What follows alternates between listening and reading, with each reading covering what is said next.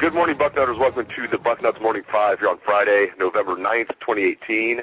I am Dave Biddle, very happy to be joined by my good friend Mark Neal. Mark is, of course, the former host of the Bucknuts 90, a.k.a. Bucknuts Live, after it got shortened by a little bit. Also, of course, the award-winning former host of Dayton Sports Scene on 1410 ESPN Radio in Dayton. Also a member of the Fairborn High School, Sports Hall of Fame, so let's get that in there as well. But Mark, my man, how are things in chilly Minneapolis? It's snowy, man. There's an inch of snow out on the ground when I woke up this morning. So, welcome to the Great North.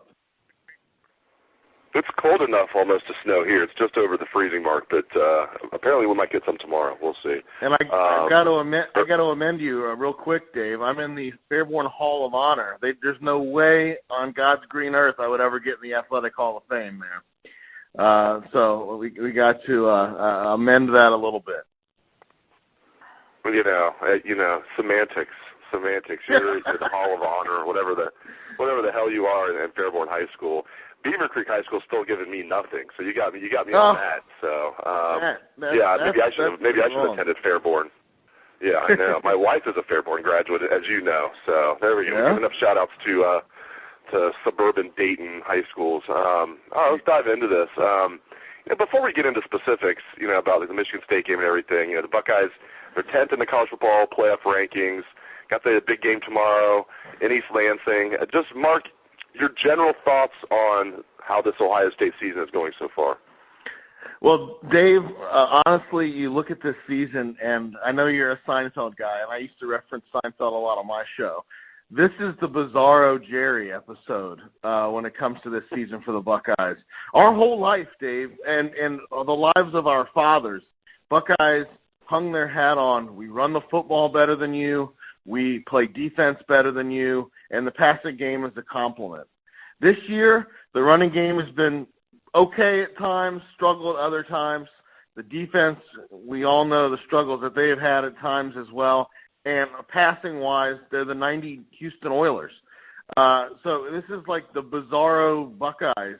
This is a very different team than I think either of us have ever seen. Maybe in spurts, maybe the Troy Smith year they threw more and they were more successful throwing.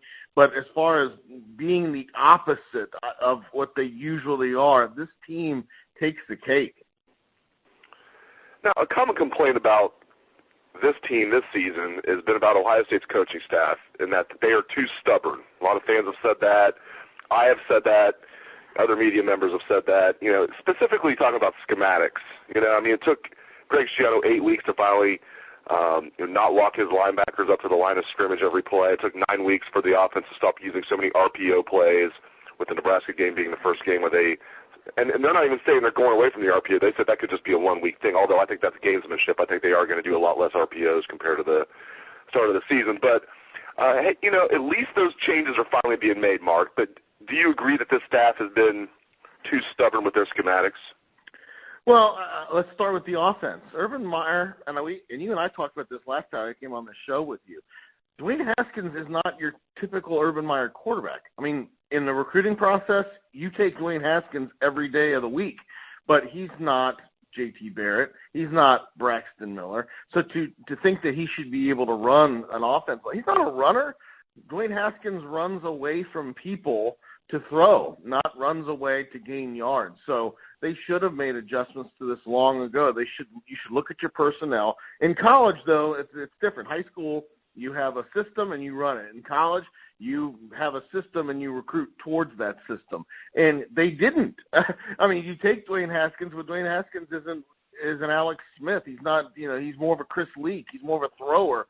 So they should have adjusted from the beginning, seeing like, hey, Dwayne's that's not what he does. Let's take advantage of this. I would have even gone heavier on the passing. I'd been like, man, we got all these upperclassmen receivers. We'll run the football, sure. We got two really solid backs, NFL backs, but I'd have been like, let's just throw this ball all over the field all game long and see if anybody can keep up with us. But, yeah, I think that there's some stubbornness. Another thing that people kind of brought this to light was the Brendan White situation from this past week in terms of stubbornness of who to play, right? This reminds me a lot of my wife's fantasy team. She's in my fantasy football league. And inevitably, she always drafts two really good quarterbacks and spends the whole season deciding which one to play. And that's kind of how Ohio State's roster always is. You could always, Dave, always look at Ohio State's non-starters and say, man, that guy's good enough to play. Man, that guy's good enough to play. That's what happens when you have the number 2 class every freaking year. You're going to have a lot of talent. And so maybe they've done a poor job of adjusting. Now, who knows what this offseason mess with Urban Meyer and Zach Smith caused. I don't know that it caused too much. But, yeah, there's been a lot of slow turning of the Titanic this season, no question.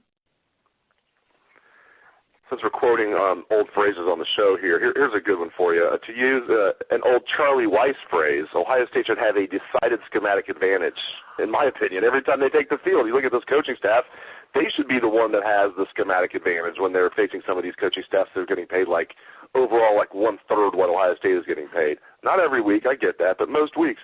However, what I am seeing specifically this year is it's the opposing coaching staff that usually is out scheming Ohio State, almost like Ohio State's like, we got more talent, and we're stubborn, we're just going to do what we do.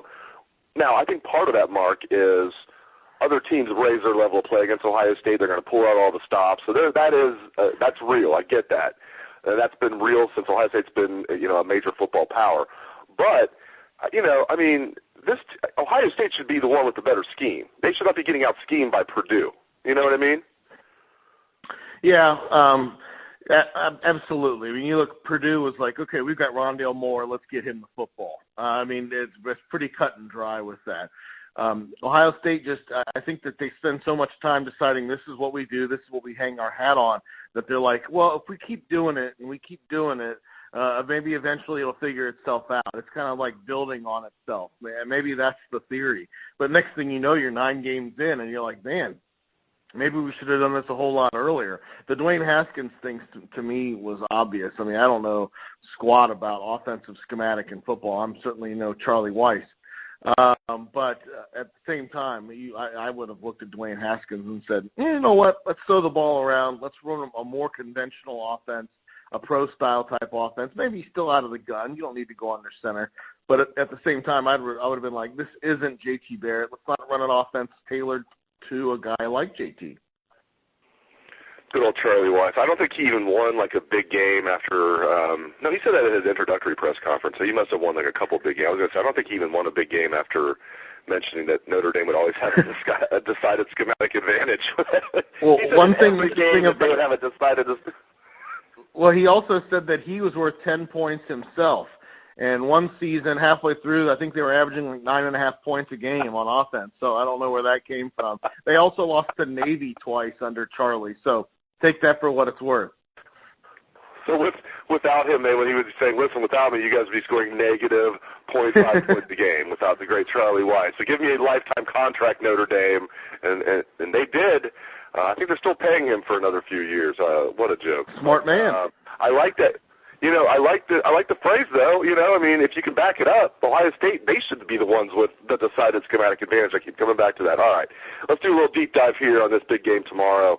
Ohio State at Michigan State, high noon tomorrow. Game will be televised by Fox for those that are not making the trip. The Buckeyes are favored by just 3.5 points. Ohio State has not lost in East Lansing since 1999. Mark, are the Spartans going to be partying like it's 1999 tomorrow, or do you like the Buckeyes in this one? I like Ohio State in this one. I just think that eventually that their talent level is going to take over. Football, unlike other sports, football has a way of getting away from you if the momentum just sways. Purdue is a great example. Basketball teams go on runs. The other team can get up by 15, 17 points, and you come back, and that's just how it works. Baseball's not a momentum sport, but football can be an avalanche, tidal wave, whatever word you want to use there, just kind of can consume you. So would the same result happen if they played Purdue again? Probably not, because Purdue just got them at the right time, and the momentum of that game just overtook Ohio State. So I think that Ohio State's talent is certainly good enough where if they start to play well. I mean, last year, this game was the game that got things back on track. They had to come back from that huge deficit to beat Penn State at home. They had just come off the loss at Iowa by 31 points, and then they go into the shoe and beat Michigan State 48-3 and dominate Michigan State. Michigan State ran for, I think, 68 yards. They averaged like 2 yards a carry. Ohio State had over 500 yards of total offense. They just completely mauled Michigan State. Michigan State is going to do what they do. They're going to try to run the football. The quarterback play has been pretty good this year. They've used a couple of different guys, but they hang their hat really on being the top-ranked run defense. Let's see if that's the case on Saturday, tomorrow, if they're the number one run defense against the Buckeyes. But I think the Buckeyes can move the football, especially in the secondary. I think Michigan State's offense can be a little limited. They've had injuries in the wide receiving core. So maybe that'll help the back seven of Ohio State with a little bit less higher-end Michigan State talent. But Michigan State and Ohio State, this has been probably the best matchup in the Big Ten going back a while. This is the team that's really give Urban Meyer more fits than any other team. And, of course, should I even bring up 98? This goes back a long time with Michigan State. But I think Ohio State prevails in this one, even in East Lansing. The Buckeyes are better. Maybe when they made some adjustments, I just think that their talent is going to carry, not necessarily to a big win in terms of the point differential, but I think that this is certainly a win waiting to happen. And no, we're not allowed to bring up 1998, which ruined my senior year of college. Senior year of college is supposed to be phenomenal. Actually, senior year of college was phenomenal, but that was the one thing that went awry. We're not allowed to bring up 1973 either. I'll tell you about that 1998 game. When you look back on it, you had Nick Saban as the head coach of Michigan State. You had Mark D'Antonio as the D coordinator. You had John Cooper as the head coach of Ohio State. When you look back on it, you think, makes a little bit more sense now when you think about the coaching in that game. But well, football, anything can happen in one day, Dave. In football, that's the thing. It's just like the NCAA tournament. I mean, could Loyola Chicago make the Final Four if we started over? Probably not.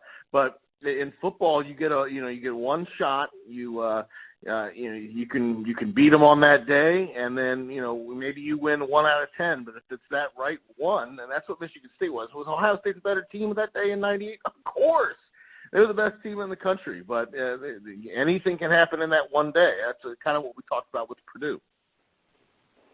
And the Buckeyes got up like 31-13 in that game. Damon Moore had a pick six, dove in the end zone, actually separated his shoulder by flipping in the end zone.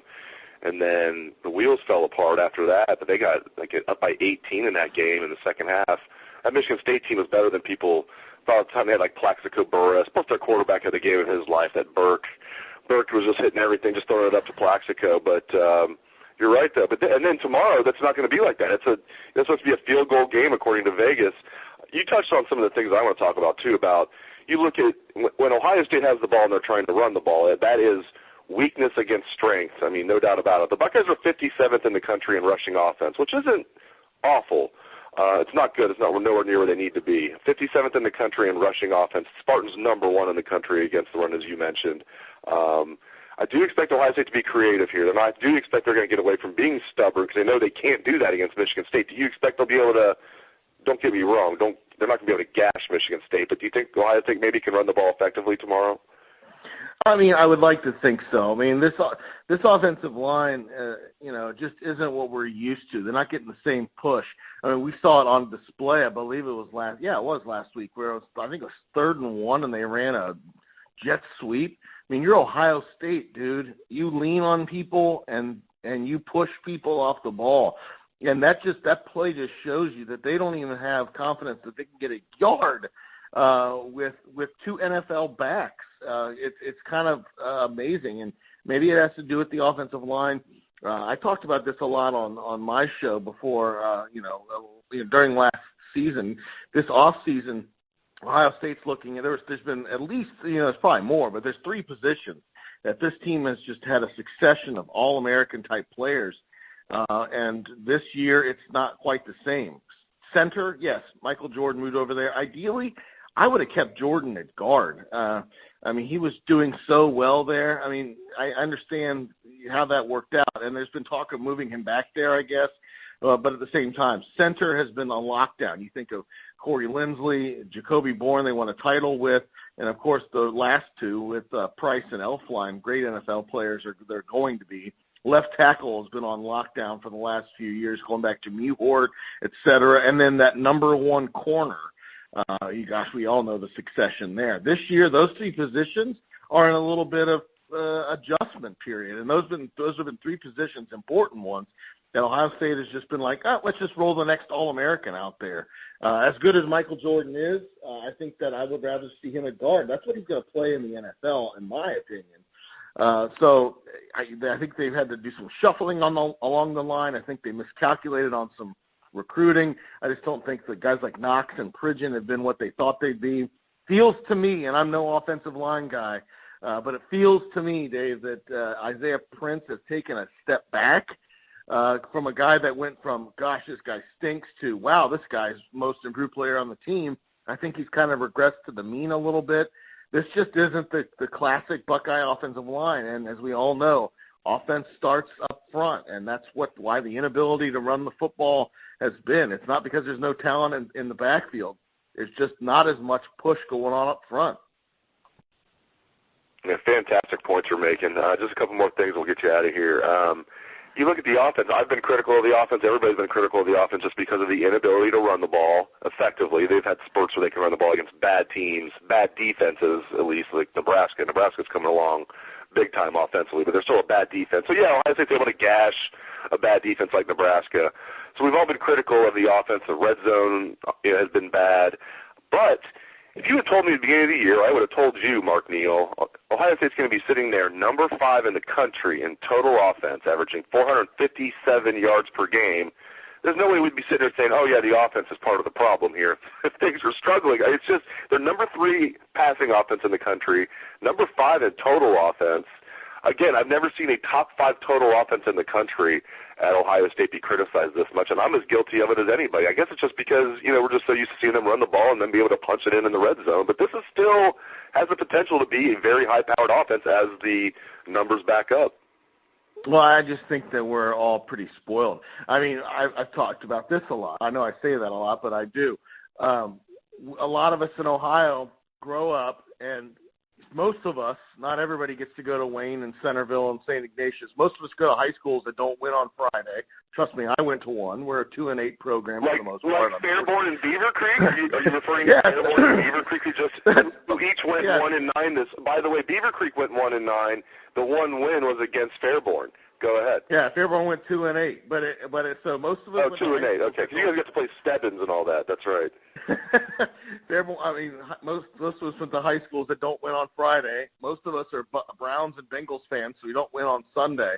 So it's all about Saturday. It's all about Saturday. And Ohio State, Dave, so rarely. You could go through the last 5 years and count them on a couple of fingers how many times they go into a game with less talent than their opponent. It is so rare. So we always expect them to win every game. This team's 8-1, and you'd never know it. By the fan base's reaction to this. It's an 8-1 ball club. Yeah, they lost to Purdue, but for the most part, everybody loses at least one game. That's a tough loss to get, but it was on the road, a team that just had all kinds of that day momentum. Ohio State's got the talent. They always have the talent. It just depends on whether they want to show it. And last year, when they played Michigan State, they said, okay, let's just kick the crap out of these guys and go home. And that's what it was. And so I think Ohio State can do that. They can turn that on whenever they want because of the talent that they have. It's just whether they get a little bit of momentum going on both sides of the football to help propel that. All right, final topic. When Michigan State has the ball, there's been so much talk about, when Ohio State has the ball. When Michigan State has the ball, it's going to be weakness against weakness. But Ohio State is actually better defensively than Michigan State is offensively, by a long shot when you look at the national stats. Ohio State, number 69 in the country in total defense. That's just awful for the Silver Bullet standards. 69th in the country in total defense out of 129 teams in FBS. I mean, it's just inexcusable, right? I mean, you look at Michigan State, man. Michigan State is ranked 105th in the country in total offense. 105th! They can't do anything. I mean, they finally had a 100-yard rusher because Connor Hayward busted out like an 80-yard run last week to get him over 100 yards. They can't run the ball. Lewerke last year could pass the ball. This year he can't pass the ball. The scheme is a mess. People up there pulling their hair out talking about the scheme under Dave Werner. I mean, maybe Ohio State can get some damage done tomorrow, although here's another thing, going back to my earlier point at the beginning of the show. Michigan State, Mark's going to pull out all the stops. They're going to have tricks up their sleeve. But just, talk about that matchup a little bit with the Silver Bullets against Michigan State's struggling offense. Yeah, Michigan State, we saw, okay, you got Brian Lewerke coming back. Last year at this time, people were saying that Lewerke could be a decent NFL quarterback. Nobody's thinking that now. I mean, Rocky Lombardi has played pretty well. I mean, the stats are pretty much dead even. And L.J. Scott was seen as a pro back. He doesn't even have 200 yards on the season. He's been dinged up a lot. They can't run it, but they make up for it, Dave, by not being able to throw it either. They're missing, I think, Felton Davis is the one that's hurt and out for the year. Their top receiver, he's been out for a couple weeks, and he still is their top receiver with 31 catches. There's a lot of instability on that side of the football. And with Michigan State's annual defensive talent, they don't need a ton from their offense, but they sure as heck need a lot more than they're getting. That's why I kind of look at this Buckeye team. It's like, what's the minimum Ohio State's going to score tomorrow? And I look at that number, and I'm thinking, that's a number that Michigan State's offense can't meet. And that's kind of why I think Ohio State wins this. Great stuff from Mark Neal. You're coming strong here on the Bucknuts Morning 20-ish, whatever it is today. But good stuff, buddy. We're going to have you on more often because you do a great job. No surprise. You're a pro at this stuff. And great talking to you, so thank you for the wisdom of Mark Neal, and thanks to all the listeners out there for tuning in to the show. I appreciate it. Hope everyone has a great day and a great weekend. Let's hear that Buckeye swag, best damn band in the land.